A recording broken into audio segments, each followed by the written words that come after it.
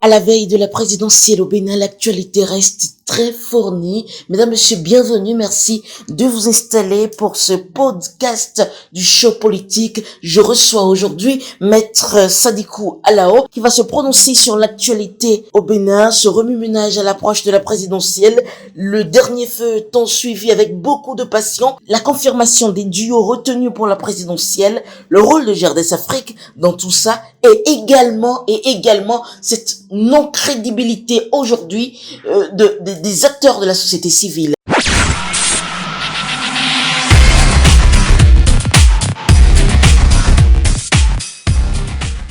Bonjour Maître Sadikou Alao, merci de vous installer. Et tout de suite, je vous pose ma toute première question. Quel regard portez-vous sur tout ce qui se passe aujourd'hui au Bénin à l'approche de la présidentielle?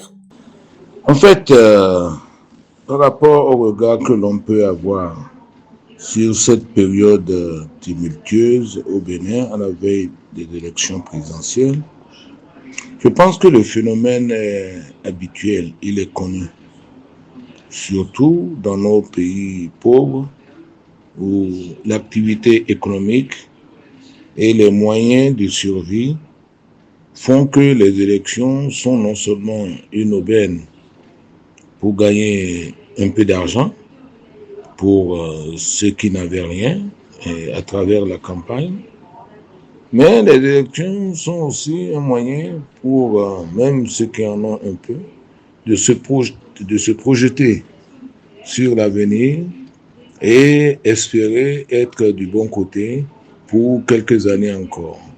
Voilà un peu ce qui se passe dans les pays pauvres comme les nôtres. Mais ceux qui détiennent la réalité du pouvoir et qui veulent le conserver ont eux aussi leurs projets, leurs ambitions premières qui sont de se maintenir au pouvoir, de détenir l'essentiel de l'appareil économique, politique et administratif. Et pour aboutir à cela, évidemment, tous les moyens sont mis en œuvre. Bon, on parle traditionnellement de la corruption des électeurs, mais parmi les moyens mis en œuvre cette fois-ci, étant donné l'importance des enjeux pour ceux qui n'avaient pas envisagé un deuxième mandat, mais vous le savez, la justice, les forces de sécurité font aussi partie de l'enjeu et des moyens qui sont déployés, ce qui crée un terrain, une situation d'insécurité généralisée. Alors, toute cette situation exaspère la gouvernance autoritaire. Et cette gouvernance autoritaire qui, ici, au Bénin, ne peut conduire qu'à l'exclusion de ceux qui pourraient avoir une chance de déranger ou de perturber la réélection du prince. Et c'est pour cela que vous assistez depuis quelques jours à tous les moyens pour exclure l'adversaire et choisir ses adversaires. Évidemment, je ne vous apprendrai rien que tous ces moyens inhabituels et inimaginables et aujourd'hui font partie de l'arsenal pour obtenir un deuxième mandat. Vous savez, personne n'est à l'abri de cette situation et même pas votre interlocuteur, puisque, comme vous le savez, je suis sous menace en disant parce que j'aurais simplement dit que les élections exclusives ne méritent pas d'être observées par la CEDEAO, puisque le GRDS lui-même n'observe jamais les élections qui excluent les adversaires potentiels ou réels. Vous voyez, ce sont toutes ces situations irascibles et inacceptables qui font que des Béninois sont révoltés et même que certains en arrivent à tenir des propos que les tenants du pouvoir trouvent déplacés, les embastillent, les maintiennent hors de chez eux. Je crois qu'il ne sert à rien. de multiplier et de continuer à multiplier et à créer de nouveaux climats, de nouvelles situations d'insécurité au Bénin. Parce que l'insécurité est une chose toute relative. Elle peut, demain, se retourner contre leurs auteurs. Il faut savoir raison garder. C'est bien de vouloir du pouvoir. C'est bien d'être gourmand. C'est bien de vouloir se maintenir. Mais c'est dangereux de mettre en œuvre ce qu'on a soi-même dénoncé hier. Et que peut-être on dénoncera demain si le Seigneur nous prête vie. Le fait que de nombreux individus se taisent, se soumettent, n'a jamais voulu dire qu'on a raison. Peut-être veulent-ils se mettre à l'abri. Mais celui qui crée ce climat, nous devons prier pour lui, pour que le Tout-Puissant l'inspire et lui pardonne, afin qu'il pense désormais pour le bien de tous, y compris son propre bien. Parce que, considérant que soumettre tout le monde, c'est être fort, c'est la plus grave bêtise humaine. Vous avez sûrement suivi avec beaucoup d'intérêt le feuilleton Rekia Madougou Soui, honorable Soui, honorable Badamassi, sur l'histoire du parrainage. Quelle lecture en faites-vous? Le feuilleton Rekia Badamassi et Soui n'est que la résultante de toutes ces situations inimaginables, irrégulières et anachroniques créées par cette fameuse affaire de parrainage. Bon, on peut rigoler au passage lorsque on se pose la question de savoir qu'aller chercher les dénonciateurs au Togo et chez des particuliers qu'il y a invités. À quoi s'attendait-il? Il ne s'agit pas d'une promenade de santé à Cotonou ou à quelques encablures de Cotonou. Il s'agit quand même de traverser, de franchir une frontière internationale, d'aller chez des particuliers qui y résident en s'attendant à quoi? Et en fait, pourquoi avoir attendu tout ce temps pour se mettre à dénoncer je ne sais quelle vérité? Mais tout ce processus fait partie de cette affaire de parrainage lugubre et ombrageux.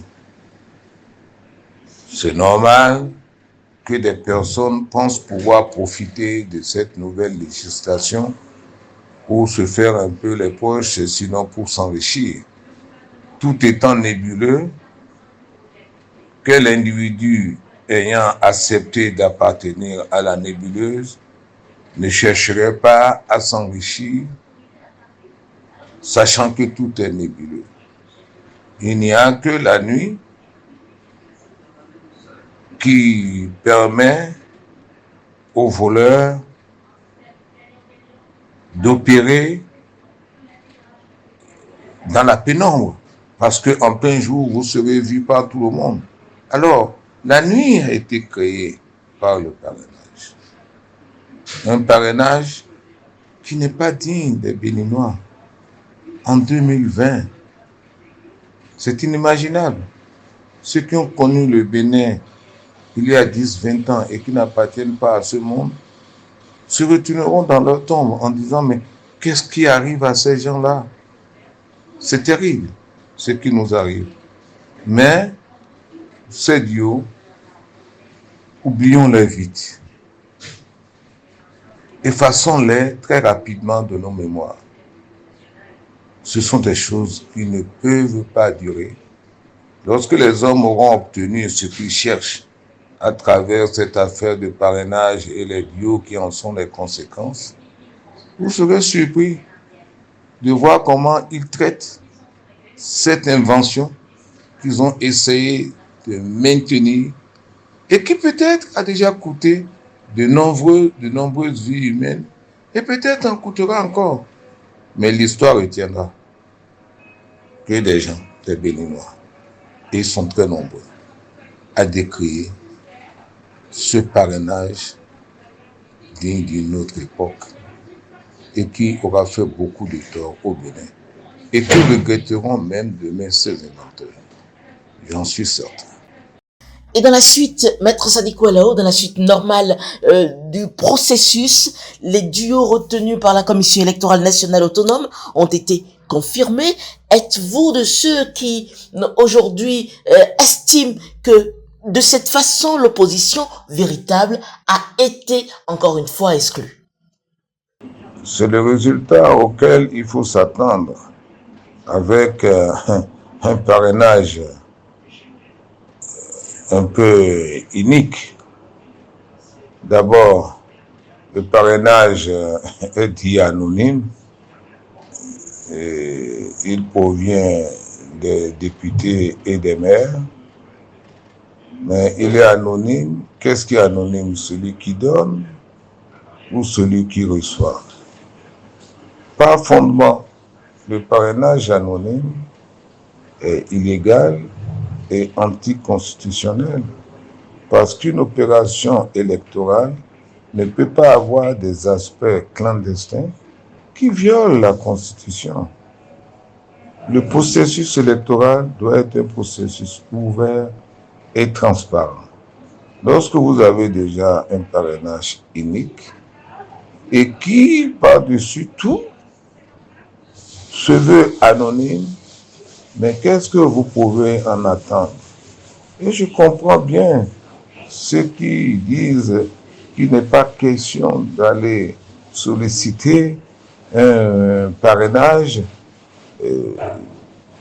qui est une première au monde pour ce type de parrainage et qui, en plus, doit être anonyme, c'est-à-dire que vous allez marchander ceux dont vous ne connaissez pas les résultats, ceux auxquels vous devez vous adresser et comment vous adresser à eux.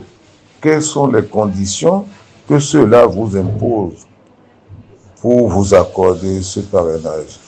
Ça fait que, dès le départ, les dés sont jetés. L'élection ne peut pas être transparente puisque vous acceptez la clandestinité. Et elle ne peut pas être inclusive. Voilà une première qui vicie tout, même dans l'interprétation du parrainage nécessaire pour les duos. On a dû mettre la justice à contribution parce que les textes qui ont été pris sont très clairs et c'est toute une gymnastique pour essayer de faire coïncider les desiderata de ceux qui contrôlent les institutions et les décisions qu'ils en attendent avec la réalité des textes mal rédigés subrepticement pour atteindre toujours un but inavouable. Tous les critères sont rassemblés pour que, en ce qui concerne les duos reconnus par la Commission électorale et corroborés finalement par la Cour constitutionnelle, c'est un chapelet d'irrégularités et d'anomalies dont l'histoire se souviendra. Maître Sadiko Alao, l'autre sujet qui fait débat actuellement au Bénin, ce sont les arrestations tous azimuts dans le camp de l'opposition. La Créette actuellement est hyper active. Qu'en pensez-vous? Est-ce à raison ou, encore une fois, vous allez crier à une chasse à l'homme? Non, il est tout à fait évident que la Créette, et particulièrement avec la réputation qu'on lui connaît,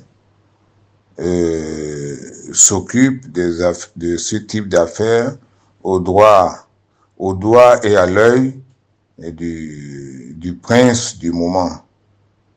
Et c'est une bonne logique parce que lorsqu'on veut passer en force pour des élections comme celle-là, d'une importance cruciale pour le prince du moment, tous les atouts sont mis à sa disposition pour servir la cause de la réélection. C'est pas pour rien qu'il choisit ses adversaires et qu'il ne laisse pas la compétition être libre. Donc, ayant fait cela, n'ayant pas permis aux opposants de se présenter avec les candidats qu'ils ont eux-mêmes librement choisis, faute de parrainage, c'est tout à fait normal qu'ils s'attendent à ce qu'il y ait un peu de la révolte dans l'air. Je ne sais pas si ça va être une révolte très puissante ou ça va être une révolte passagère comme celle des législatives. Mais il prend cette disposition non seulement pour faire paniquer, pour effrayer tout le monde, afin que la réaction soit timide jusqu'aux élections, surtout que son mandat finit le 5. Et à partir de cette date-là, c'est sûr que lui-même, il redoute qu'il y ait de l'incivisme. Et évidemment, la criette participe à tous ces organes qui lui permettent de faire le passage en force. Ce n'est plus le droit qui est appliqué, c'est une manière d'intimider, de même mettre au cachot ceux qui sont gênants pour permettre la réalisation de ce passage en force. Mais comme je le disais tantôt, tout ça, c'est des procédures qui sont mises en œuvre à dessein et qui sont dans la droite ligne du parrainage et des cafouillages du parrainage et de tous les cafouillages qui président à l'élection, à la désignation des candidats que le prince du moment souhaite voir compétir avec lui afin que sa réélection soit assurée. C'est dommage que des structures judiciaires et que des personnalités judiciaires dont on ne peut pas mettre en doute les compétences professionnelles se prêtent à un tel jeu. Mais ainsi va le Bénin et ça fait partie de notre histoire. J'espère que les personnes qui se prêtent à cette mascarade n'auront pas à le regretter un jour. C'est très dommage, mais c'est une réalité.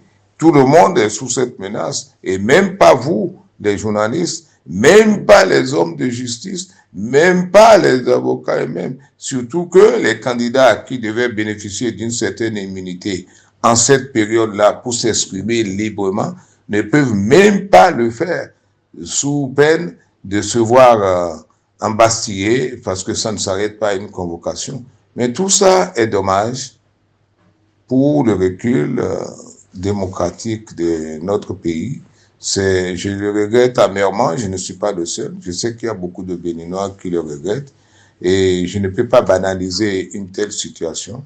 C'est dommage, on ne peut pas en rire.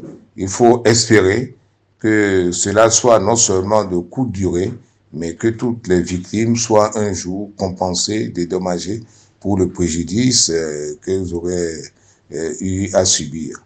C'est dommage, je le déplore, non seulement pour tout le monde, toutes les victimes, que ce soit de la presse, que ce soit des hommes de droit, qui ont plaidé en droit devant certaines juridictions, parce qu'il n'y a pas que la criette, il y a des juridictions bien au-dessus de la criette, mais toutes ces juridictions sont aux ordres. Il faut le déplorer, c'est dommage. La stratégie de ceux qui dirigent, c'est de fatiguer l'opposition avant la date fatidique du 5 avril. Je crois que l'opposition doit quand même être vigilante et ne pas se laisser compter. Et tout ce harcèlement, la convocation des candidats à la criette participe d'un même objectif, fatiguer l'opposition avant ce que tout le monde pense que devrait être le grand combat du 5 avril. Je crois qu'il faut bien se le mettre en tête. Voilà. Mais aujourd'hui, que vaut cette lecture quand on vous soupçonne déjà d'avoir des accointances avec l'opposition et donc d'avoir un avis plutôt partisan? Et également, que doit finalement entendre le peuple quand il a en face, d'un côté, une société civile en laquelle elle ne croit plus, une opposition préoccupée ou obnubilée par ses intérêts et une mouvance qui, à souhait, joue au loup déguisé? Ben, le problème, c'est un éternel problème de nos sociétés où les populations ne sont pas lettrées et où elles ne comprennent pas souvent les enjeux de la démocratie. Déjà, dans les sociétés où les gens sont lettrés, il est convenu de dire que la démocratie est certainement une manière très fragile de gérer la société. Mais en dehors de la démocratie, toutes les autres recettes sont pires aujourd'hui. Même dans les pays où la démocratie est dite très avancée, où les gens sont lettrés et comprennent les enjeux, même dans ces pays, il est possible d'avoir un régime dictatorial et l'exemple de Trump n'est que le dernier en l'espèce. La démocratie, c'est une révolution toujours inachevée et elle est toujours à parfaire. Donc, il ne faut pas qu'on s'illusionne en pensant que les pays développés sont en avance et c'est les seuls pays démocratiques. Non, les systèmes que nous appelons démocratiques dans nos pays sont confrontés à de nombreux problèmes, à de nombreux vices. Les populations sont illettrées. Le système de gouvernance que pour la démocratie ne fait pas partie de leur environnement culturel. Donc, c'est déjà une faiblesse. Alors, que ceux qui veulent diriger ou qui dirigent nos pays par l'autoritarisme et la dictature traitent la société civile d'être de connivence avec les opposants, ou que les opposants eux-mêmes aient du mal à trouver leur chemin face à des mouvances qui veulent s'éterniser au pouvoir, ces contradictions sont naturelles. Mais ceux qui comprennent ou qui essayent de comprendre, comme vous de la presse, ne pourrez pas faire la confusion. La société civile, celle qui n'est pas corrompue, qui s'en tient au principe, parce que c'est plus facile pour la société civile de se laisser corrompre et de suivre les régimes autoritaires en prenant pour ces éléments de la société civile leur part du gâteau. Mais pour ceux qui ne sont pas des nécessités et qui poursuivent des buts de bonne gouvernance et de société bien dirigée vers le progrès, ceux-là qui ne sont pas corrompus et qui sont à la base du développement de nos sociétés, si on les accuse d'être de connivence avec les opposants, c'est simplement pour ces dirigeants ou pour ceux qui sont au pouvoir de trouver une excuse facile. Parce que hier, eux-mêmes, ils ont été défendus par cette même société civile lorsqu'ils étaient en détresse devant d'autres dictateurs. Qu'aujourd'hui, ce soit facile pour eux de trouver que la société civile, qui n'accepte pas leurs prébendes, se trouve être au service des opposants. C'est une défense très facile. Et je suis sûr que les éléments qui réfléchissent en toute logique comprendront. Et c'est les mêmes qui dirigent aujourd'hui, qui demain, lorsqu'ils seront dans la détresse, iront voir les éléments de la société civile, qui n'ont pas pu être corrompus, ni par les anciens, ni par les nouveaux dirigeants. Ils se retourneront vers cette société civile pour demander de l'assistance, de l'aide. Comme moi, j'en suis un témoin vivant, j'ai aidé, faciliter la vie à ceux qui dirigent aujourd'hui et à ceux qui ont dirigé hier. Eh bien, si ceux qui dirigent aujourd'hui veulent tuer la poule aux œufs d'or, ils peuvent toujours essayer. Mais comme ils n'ont pas créé le monde, je suis sûr qu'ils ne triompheront pas. J'espère que si cela est bien expliqué au peuple béninois, le peuple béninois comprendra et saura faire la différence entre le bon grain et le mauvais. Il y a des éléments de la société civile qui sont effectivement au service des régimes autoritaires pour prendre leur part. Mais il ne faut pas confondre mélanger tout le monde. Il y a de bons éléments de la société civile qui aiment leur pays et qui travaillent pour le développement de leur pays. Je crois que c'est ce qu'il faut retenir. Merci. Une dernière question pour finir. Au cœur de tout ceci, quel rôle joue GERDES Afrique? Les êtres humains sont ce qu'ils sont. Et je crois que les uns chercheront toujours à ruser avec le devenir des autres et les autres doivent résister pour obtenir le minimum qu'ils peuvent obtenir. Et nous espérons que de toutes les façons, pas les plus pourris gagneront, mais les meilleurs pour l'avenir du pays devront gagner. Et c'est de ce côté que le GERDES et ses militants se situent. Nous pensons que le meilleur doit toujours gagner dans nos pays. Maître Sadiko Alao, je rappelle, vous êtes président de GERDES Afrique, acteur influent de la société civile. Mesdames, Messieurs, merci de nous avoir suivis.